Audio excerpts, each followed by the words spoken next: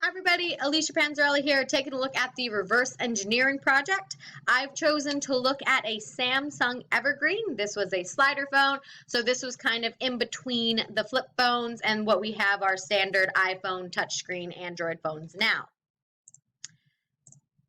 All right, so in its entirety, it was a fairly small phone, so I have like tiny child-size hands, and you could see that it is smaller than my hand, and it had two different forms that it could be in. It had the compact form, where if you wanted to do the old school texting where you had to hit buttons multiple times to get to a letter, you could do that. You could go back, you could make your calls from the front screen, or you could go onto your email. Now, do remember that this phone was first manufactured in 2007.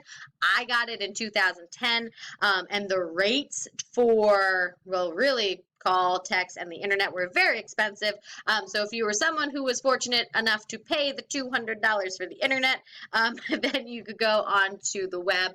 But I was not paying $200 at the time to go onto my email.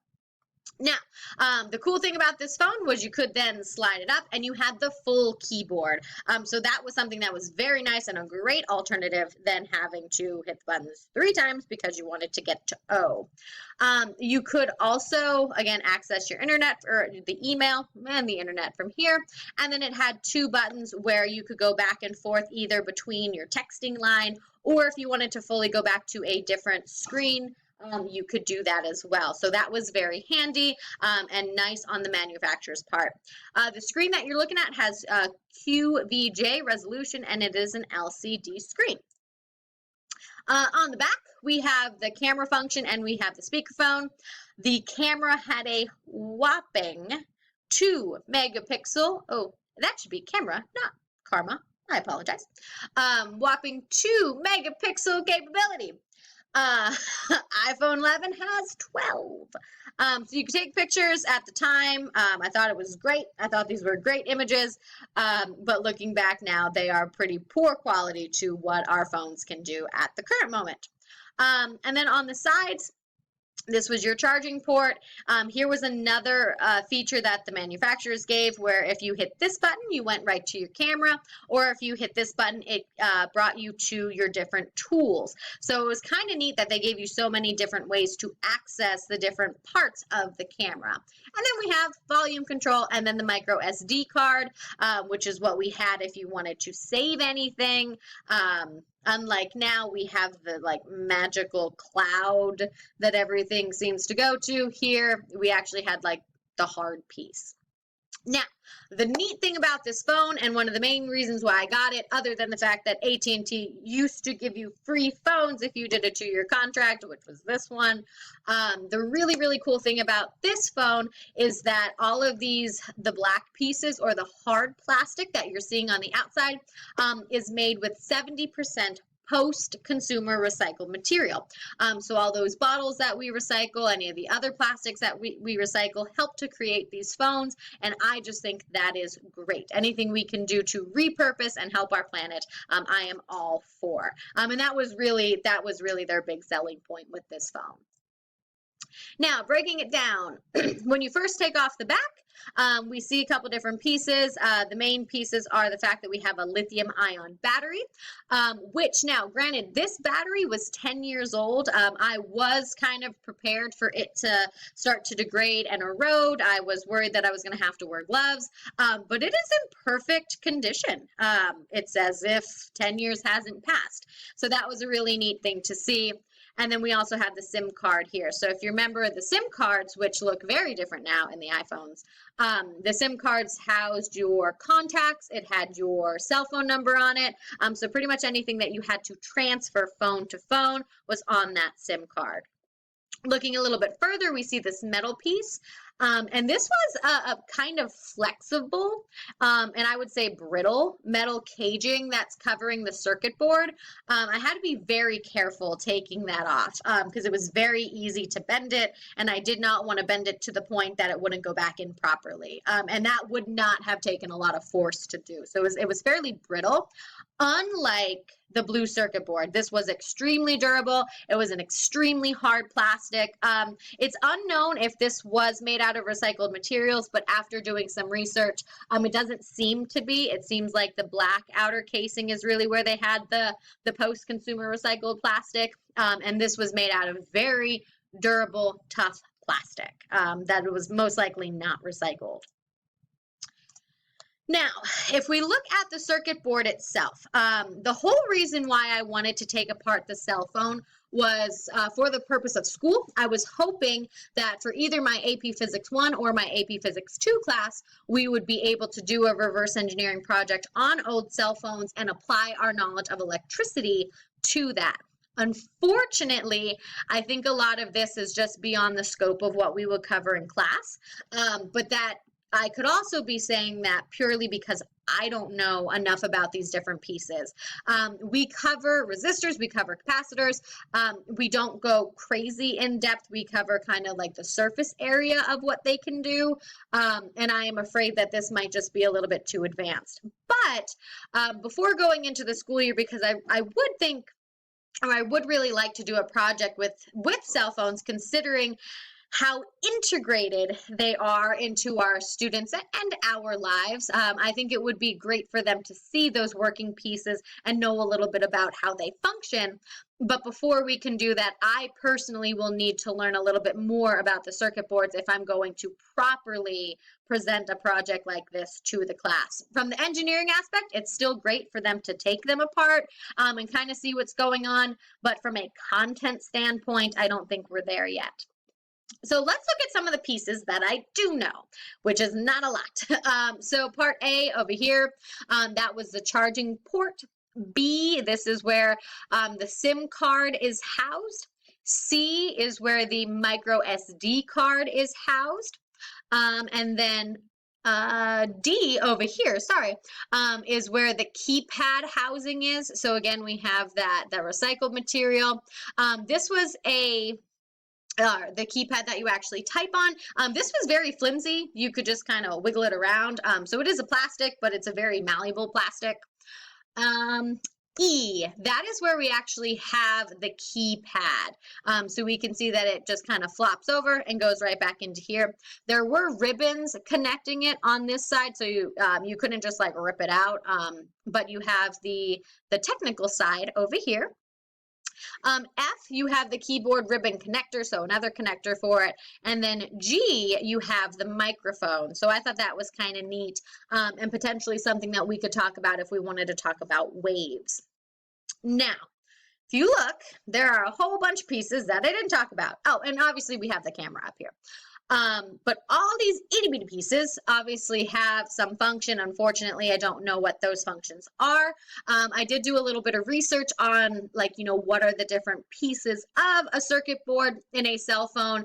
And I couldn't find this exact cell phone, but I found cell phones close to it, also made by Samsung. So they had an Impression and a Solstice, which were very similar to the Evergreen. So taking information from those two, I know that there is a power chip, a RAM, a processor, a transceiver, an IC, a DSP, and an audio.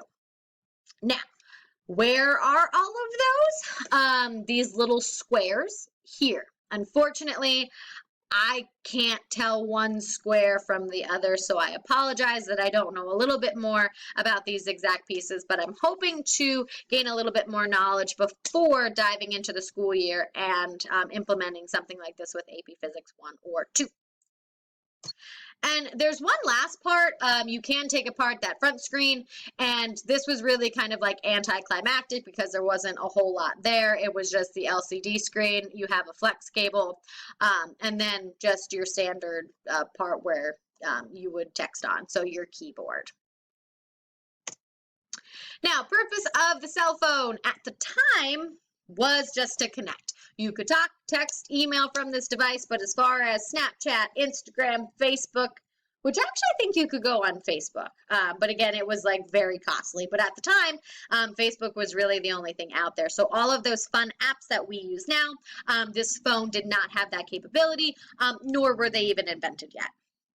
So some specifics with the phone, it had a whole 3G capability. We now have 5G. It had 5 hours of talk time and 240 hours of standby time, which I thought was just impressive. It did have a GPS if you ended up needing it, MP3 player, FM radio, Bluetooth connectivity, and organizer tools. And surprise, the phone actually still does work. I got it, charged up. It did take 2.5 hours to charge the device before I could use it, so that was kind of excessive.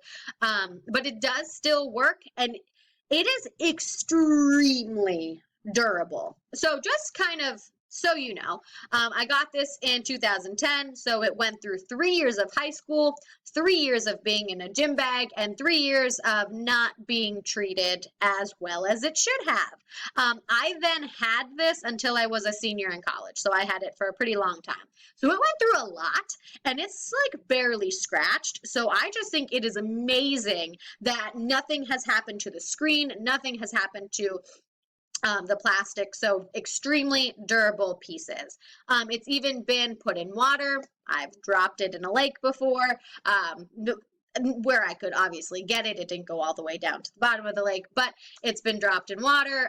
Also, if you've ever been to the fitness center in the SMAC, you know that there's a portion of it where you could overlook from, at the time there were ab machines, and then you could look down to the floor hockey section. You know that is a really big height. Phone fell out of my gym bag, fell from the top all the way down to the floor hockey. So nothing happened to it then. And it has survived several moves from Weatherly, Pennsylvania to Millersville to Virginia and back to Lancaster County, all the while just kind of floating around in box. So if none of this has broken the phone, I don't know what would, other than running it over with a car, which I don't intend to do because I plan to recycle this item. So this isn't an item that really should just be thrown away, especially considering the lithium-ion battery. So there are a whole bunch of ways to recycle cell phones now. Consumer Reports put out a really great article about this, and if you want to check that out, you could go to the link here. But it will tell you the 3 different ways where you could give it to a nonprofit or local community recycling center. You could donate it to different organizations, or you could actually take it to a major tech firm like Best Buy or Amazon, and they will buy it back from you. Something like this, not going to get a whole bunch of money from. I would rather just recycle it. And this first one, if you go to the first link that they give you, will bring you to somewhere called Call to Recycle, and you could just find a location near you. So I put in my address, and it told me within like 1 single mile, there was actually a place that I could recycle not only the phone, but the battery as well. So I thought that was great. A lot of people just tend to think that recycling places are way out of their way, and they're not. They're only, a mile, 5 miles from your house. So recycle, don't just throw it away. Couple last questions, Q&A time. What is the purpose of the shape? And I'll kind of just combine that with the color. Really, everything was just meant to be a sleek and sophisticated design. It did have to compete with BlackBerry at the time, so it did want to have that black, small, sleek shape. And everything about it was designed to be small, to fit inside a pocket and not to weigh you down, which is very different than what we do now with the iPhones, because the iPhones are gigantic and you could get them in extra large. They're very heavy, but at this time in 2010, people did not want that. They didn't want to be weighed down by the cell phone. Ease of use, I found it to be extremely user-friendly, but as far as the manufacturer goes, there are a ton of moving parts in this. Very, very, very small screws. So as far as me taking it apart, I found it to be fairly complex just because of all the different delicate pieces, but a manufacturer will probably find it easier than I did, but still has a lot of parts to it. And then from the consumer side, how did this device compare to the competitors? Got a 7 out of 10. It was your run-of-the-mill, average, good phone. I thought that, like I said before, that it was very easy to use. It was durable. I liked that I had a choice of how to text. I kind of wish that I still had that now. And then just suggestions for improvement would be to improve the camera. I did wish that it had a larger memory storage and a larger screen, but if you increase the larger screen, then you lose some of that weight and size portion that a lot of people wanted.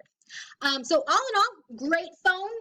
Kind of wish that I could still use it now. All right. Thanks for watching.